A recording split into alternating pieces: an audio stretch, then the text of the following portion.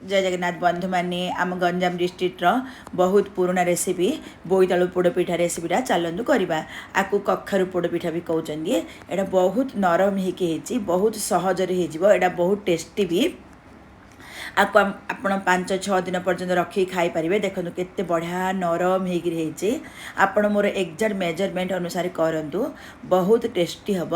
सामान मेजरमेंट कले सामान मीठा हम सामान लुण हम देखो किसी अठालिया लगुनि बढ़िया गुंड हो जाऊँगी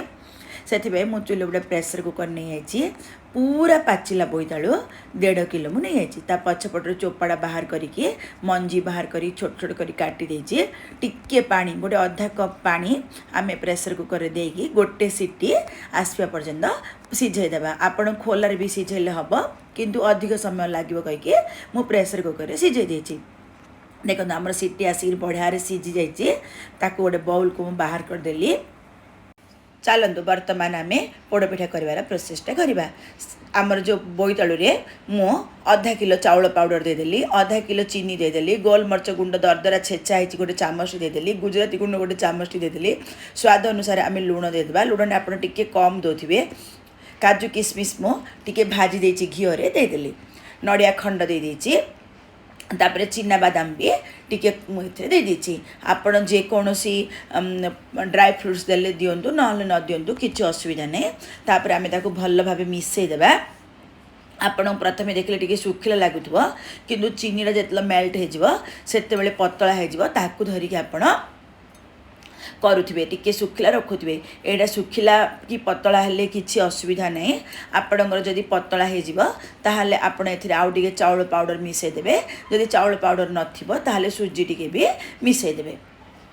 मु चिना बादामटा पकेबा भूली जाइली टिके लेट्रे पकेली पुणी ताको भल भाव मिसई दोची वर्तमान आमर पिठौटा रेडी आपण एतिकी मोटा पिठौ करंतु आडू बेसी सुखिला करिवेनी आमर पोड़पिठा टाण हो जिवो आडू बेसी पतला करिवेनी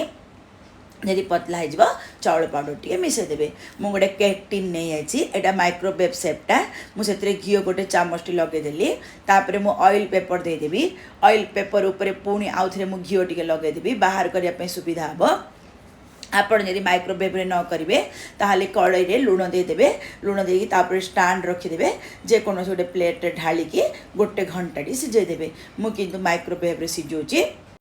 माइक्रोवेव को कन्वेक्शन मोड रे 110 डिग्री करिकी रखिकी मुझे 20-25 मिनट बसईदेवी आपणकर को प्रकार माइक्रोवेव होइथिबो टिके अधिक कम टाइम नब ताकू धरिकी आपण टाइम सेट करेंगे देखो मोर 25 मिनट रे बहुत बढ़िया सिझीगला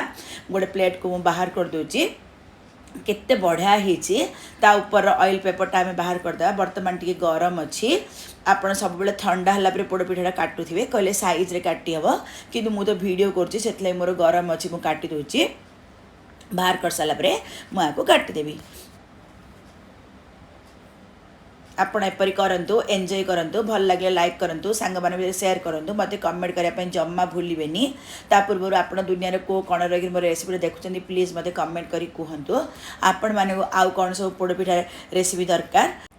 कमेंट करंतु मु करबा पय निश्चित भाव चेष्टा करिवि